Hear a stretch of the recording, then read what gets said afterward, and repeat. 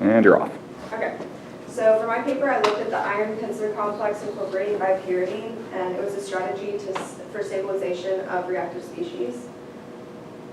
So for the background of this, they were looking at hydrofunctionalization, which typically uses transition metal catalysts, which will usually employ metal hydrides, and it works to incorporate this through migratory insertion. So in the top picture, it's too high for me to get to, you can see it with just the ligand, and it's very unstable. With your bipyridine added, it's stable and reactive, and with carbon monoxides, it was stable, but it was non-reactive, which you don't want for a catalyst. So their idea, instead of using carbonyl ligands, since they're difficult to remove, it makes it very unreactive and not a good idea for regenerating and using as a catalyst. So they decided to try a Lewis base because it can stabilize more unstable complexes and dissociate very easily when you need it to. So they decided to use bipyridine to create a pincer ligated iron tube capable of stabilizing unstable compounds with higher reactivity than carbonyl. So here's the direct treatment of the iron.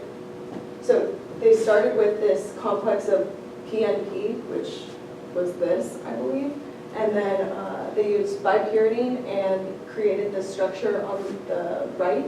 And this bipyridine is denoted by the NN bond thing. And it's got the chlorine that's attached as well, which this is the 3D structure of that they found. Cool. And they decided to look at redox possibilities in removing this chlorine ion. So they added the KC8 and in the presence of THF, and they removed that chlorine and created the compound that they use for a lot of their reactions then. In the next picture, they did a 6-coordinated bipyridine hydride complex. So they removed the chlorine and added a hydrogen in place of it. And then they treated a compound that they had typically used with replacing this structure, replacing these with carbon monoxide.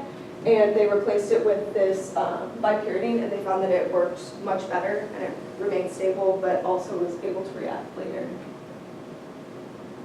This was when they compared their reactivities.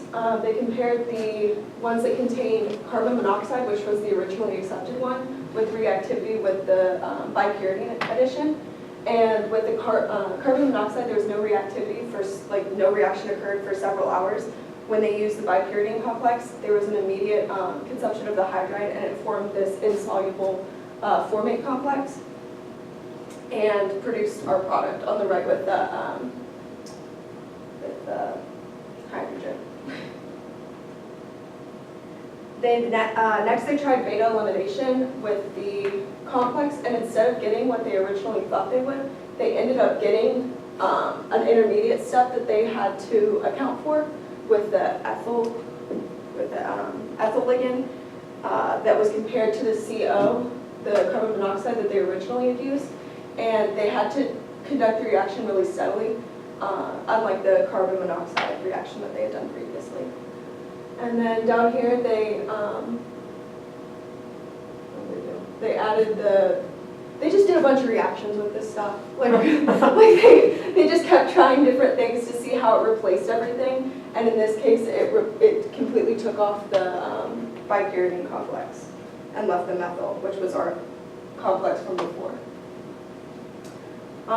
Next, they added sodium borohydride to pyridine and not bipyridine, and they saw a completely different structure form.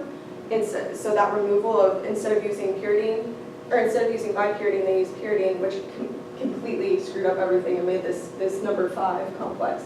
The number 5 complex, when they added bipyridine, then it formed what they thought it would form originally, or something similar to what they thought it would form originally.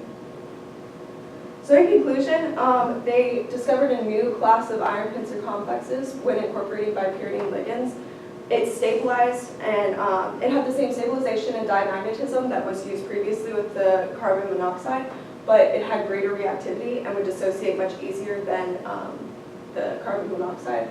And the advantages is it initiates decomposition pathways by trapping low coordinate species at dominant states. and it was able to re-enter the catalytic cycle very easily. Here's the paper. Oh, God. Yay! Could you go back? I don't remember how many slides. There's a part where they're trying to remove the chlorine ligand. There it is. That's KC8. What is up there? KC8, I guess, yeah. KC8, and then when they added the THF, it removed KCl and then carbon. So KC8, is that a salt? Have they just ground potassium into coal? Like, what is that? Because I don't know that I've ever seen that before. Yeah, they listed it as one of their reagents, like they're in their thing. And that's all that they said. They didn't say anything else about that one. It's top secret. Very interesting. I'll Okay. look into that for the next time. Yeah. That was really all I had. I like this paper because it really does go through a bunch of the different fundamental things that we'll talk about throughout the semester with respect to just simple insertions, changes in geometry from 6 coordinate to 5 to 4 coordinate, and as far as it being able to do a catalytic cycle.